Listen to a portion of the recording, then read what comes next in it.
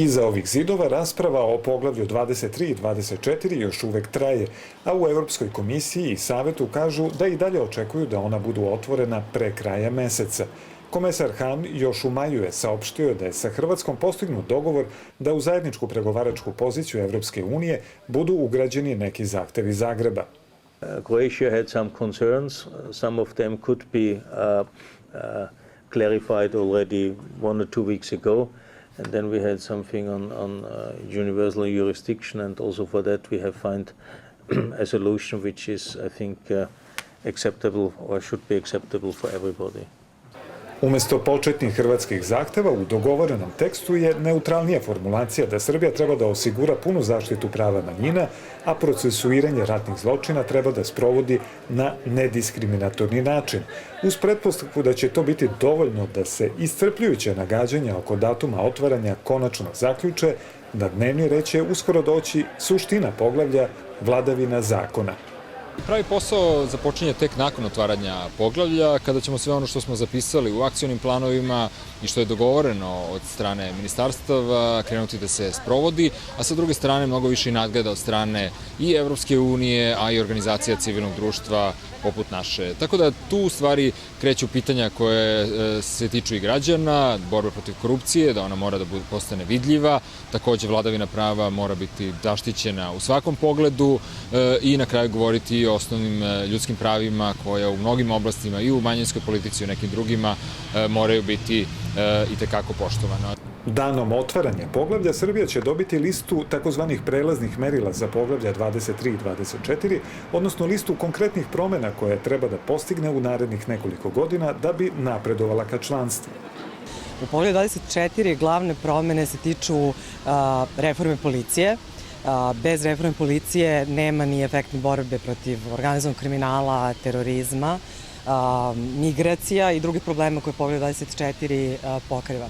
Evropska unija očekuje od policije da bude specijalizovana, dakle da može da istražuje probleme kao što su cyber kriminal, organizovani kriminal, ali isto i da bude demokratska, tako da mislim da je to bitno i za bezbednost građana. Znači ovde više ne govorimo o usvajanju zakona, to je mnogo manji akcenat na tome, mnogo veći akcenat je na primjeni samih zakona i na tome da svi građani osete šta znače evropske integracije sa tog vrednostnog stava i sa stava u stvari primjene prava.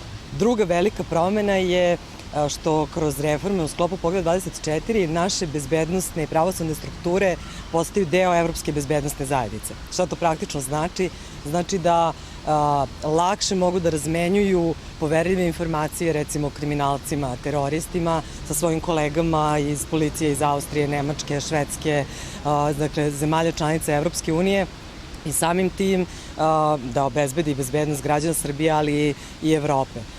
U nacrtu pregovaračke pozicije Evropske unije za poglavlje 23 ima čak 50 prelaznih merila, odnosno merljivih rezultata koji će se očekivati u jačanju nezavisnosti i efikasnosti pravosuđa, borbe protiv korupcije ili u oblasti slobode medija i izražavanja.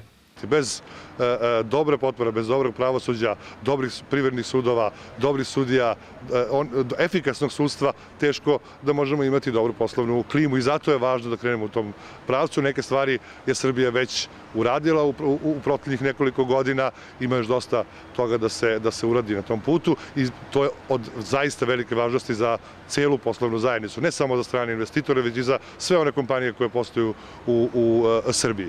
Poglavlje 23 važno je za ekonomiju i poslovnu zajednicu zbog vladavine prava, ali i zbog toga što bez ovog poglavlja ne mogu biti otvorena ni druga, direktno vezana za privredu. Ipak tempo budućih pregovora zavisit će u velikoj meri od stanja u samoj Evropi koju potresaju egzistencijalne krize. Nema razloga da se očekuje da će biti podsticaja da se ubrza proces proširenja. Čak suprotno od toga. Bez obzira kako se bude završilo glasanje u Velikoj Britaniji, mislim da će nastupiti jedno veliko vreme preispitivanja u zemljama Evropske unije oko toga kako je došlo do toga da je popularnost projekta Evropske unije do te mere pala. Ne samo u Velikoj Britaniji, nego i u velikoj većini drugih članica Evropske unije. Centralnu ulogu u politici prijema novih članova u Evropi igra Nemačka. Ova zemlja snažno je podržala otvaranje poglavlja 23 i 24, ali iz Bundestaga i vlade stižu signali da će nakon toga dijalog sa Prištinom opet doći u prvi plan. Kosovsko pitanje nije nijednog trenutka otišlo sa dnevnog reda. Zbog toga što je pritisak Berlina na ostale države u EU, a posebno na Hrvatsku, da se ne protive otvaranju poglavlja 23 i 24 u najtešnjoj vezi sa ocenom da je Beograd ono što je obećao bio da će ispuniti oko Kosova i učinio.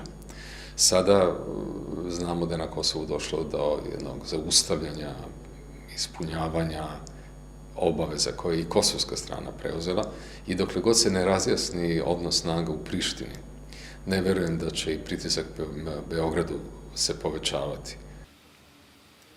Kriza evropskog projekta u celini i teškoće u dijalogu sa Prištinom odrazit će se presudno na tok pregovora sa Evropskom unijom.